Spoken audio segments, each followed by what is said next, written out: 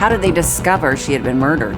They banged on her door and received no response, and that's when they called the Orlando Police Department. They looked around initially, and upon closer inspection of the bedroom, they noticed a large comforter rolled up and there was some hair sticking out at one end.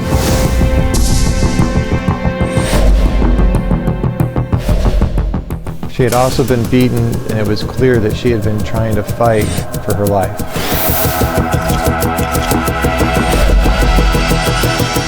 People are saying they saw him following the suspect. He admitted that he went in after Sasha and actually watched her fumble with her key fob. But that's not what he told police, is it? They had actually followed her back to her apartment. This is when his story changed.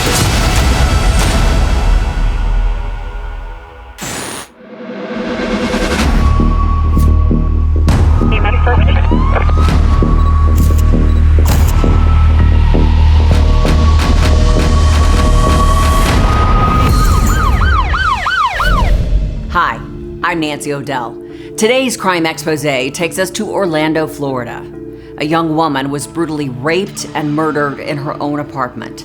She lived in a high-end complex with cameras and security, but that did not protect her from a killer. In the end, the perpetrator believed he was smarter than the police, and that was his downfall.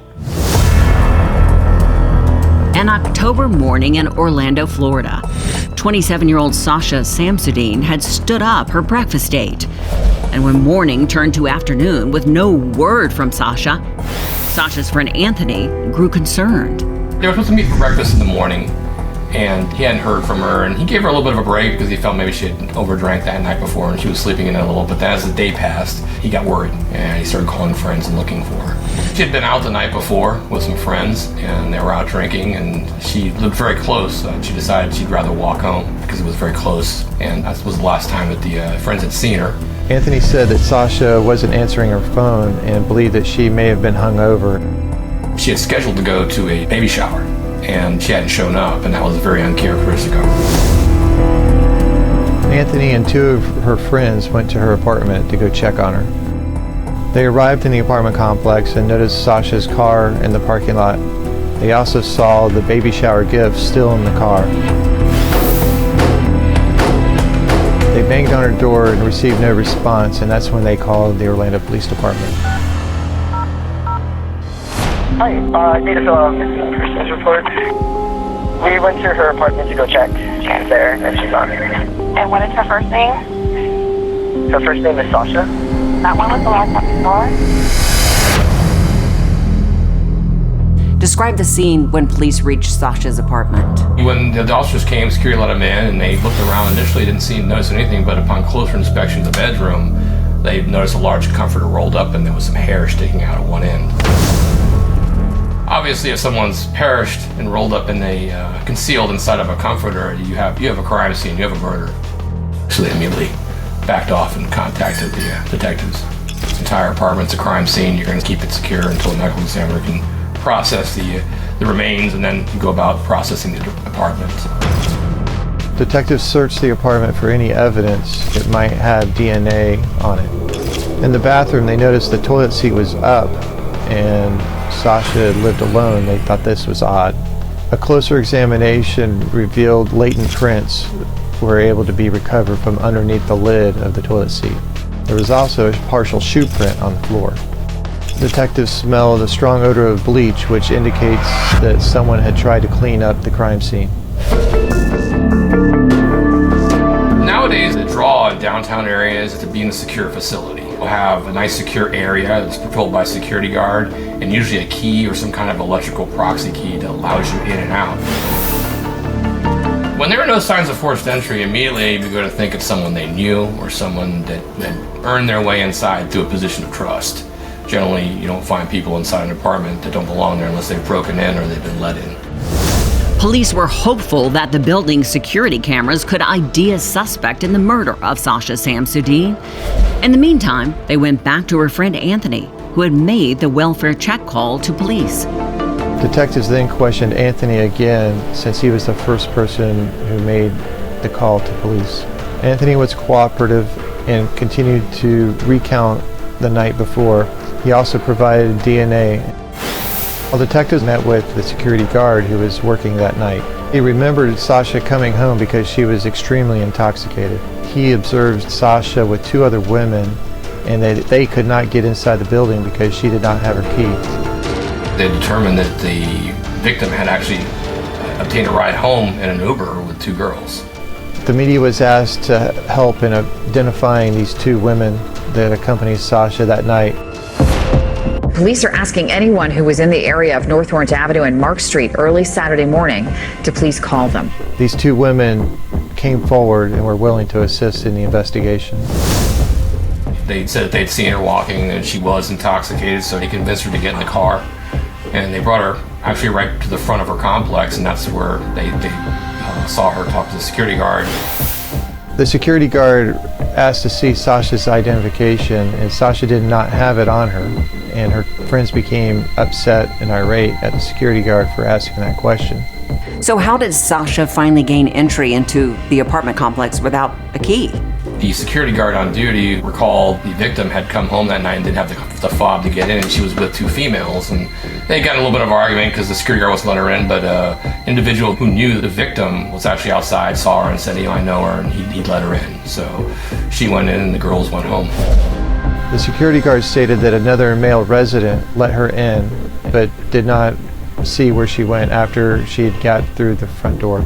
From the key fob records, police detectives were able to determine who the male was. They were able to locate the individual who let her in at that time, and they were able to track him down to his unit. Yeah, he was very cooperative. He confirmed what the witnesses said. Detectives met with Sasha's friends and family to retrace her movements after leaving the bar. They looked for anything that might be a clue or a person of interest in her death. When Sasha's autopsy was completed, it confirmed everyone's worst fears.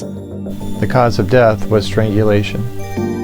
The medical examiner noted that her shirt and bra had been ripped and she had no underwear on. There were obvious signs of bruising on her neck and her body. She had also been beaten and sexually battered by an individual. Her hands were covered in defensive wounds, and it was clear that she had been trying to fight for her life. She was beaten and raped. They also located some DNA on her chest and torso. The DNA evidence was critical to finding out who committed Sasha's murder, and it would reveal a surprising suspect nearer to the victim than police imagined.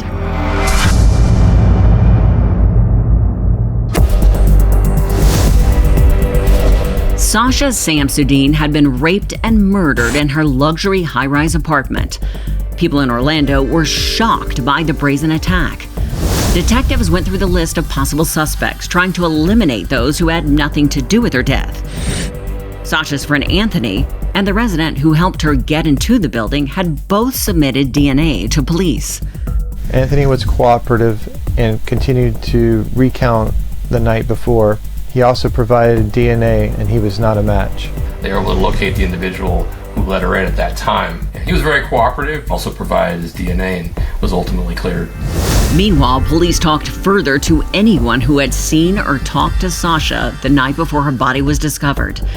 They began with the women who had picked Sasha up and drove her home. Did you guys know her? No, but as we were leaving, saw her walking by herself and was very concerned just because she seemed extremely intoxicated. Yeah. So I walked up and kind of took her arm and said, do you know where you're going? And you could tell she didn't really know what was going on. And so at that moment, we got her to get into an Uber with us.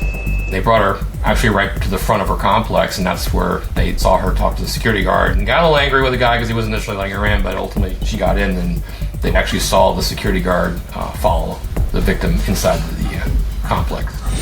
Something wasn't adding up. Police began retracing the steps in their investigation, looking for anything they might have overlooked. What did police do as they reset their investigation? Ultimately, when they did canvass the area, which you would do, you'd go knocking on doors immediately. And someone said that they had seen the security guard, and actually follow her back into the building.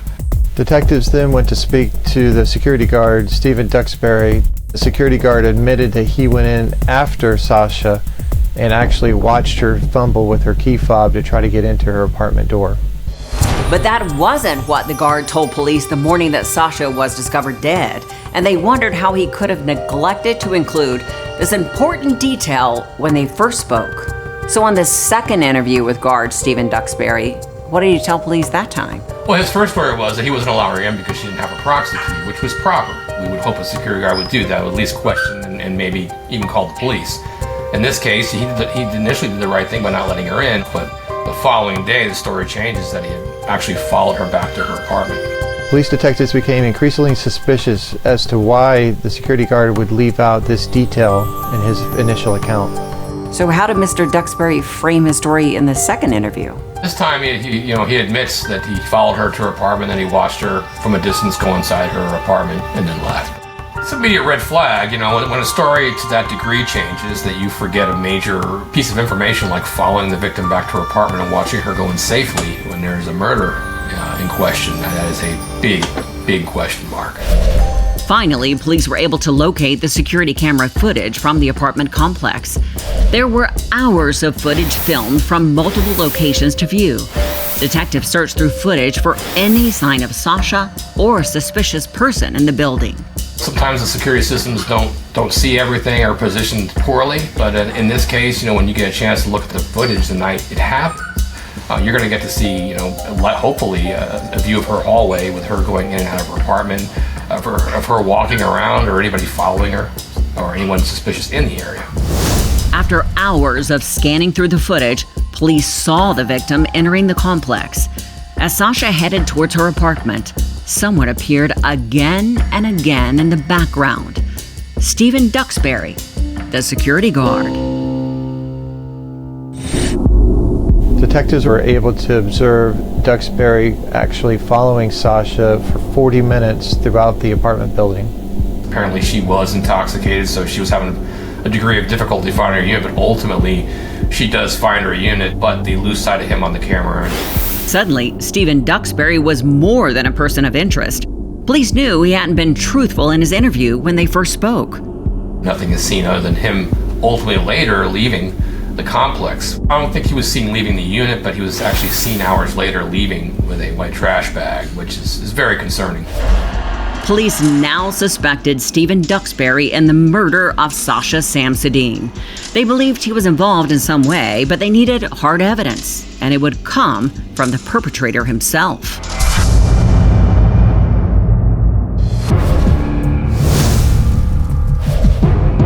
Homicide detectives had identified a suspect in the murder of Sasha Samsudin, the security guard who let Sasha into the apartment complex the night she was killed, Stephen Duxbury. All their efforts were focused on Duxbury to implicate himself in some way. They asked him to take a polygraph exam.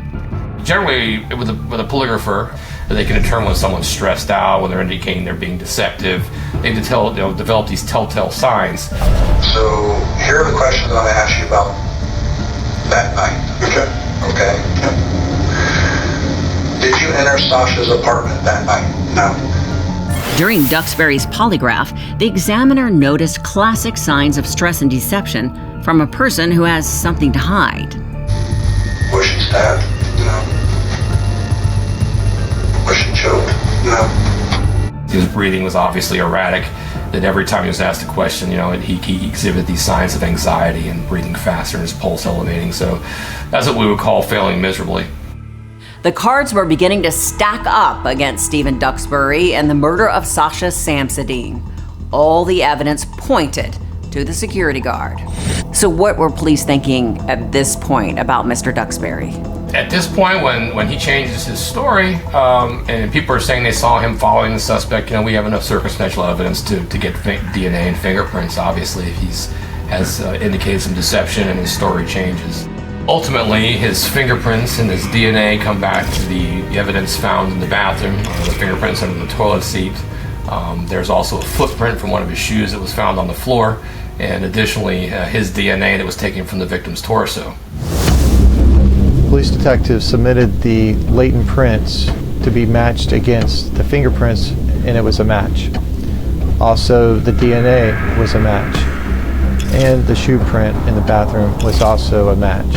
As a detective, you always wanted to have a resolution for the family, And in this case, the evidence strongly pinpointed and developed probable cause that Duxbury was the murderer. So how do you explain the turn of events, the revelation that Mr. Duxbury was the killer? This places him in a very unique position of having to really be unable to explain his way out of it. He's charged with first-degree murder. Stephen Duxbury was arrested for capital murder and the burglary of Sasha's apartment. When you enter any type of structure or conveyance with the intent to commit a crime inside, this is considered a burglary. By entering this unit, obviously by force or by deception, he committed a burglary because he committed offense therein. It was a cruel irony that someone who should have protected Sasha Samsudin would turn out to be her killer. What stands out in this case is it's unconscionable to think that a security guard who's responsible for saving lives or protecting property is actually the very one who committed a murder in the complex that he was hired to protect.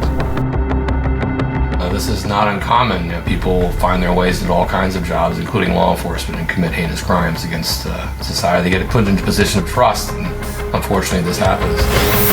Police had found the killer's DNA on the victim, his fingerprints in her apartment, and security camera footage showed Stephen Duxbury following Sasha to her apartment door. It was evidence that was hard to refute. Well, ultimately, his fingerprints and his DNA come back to the evidence found.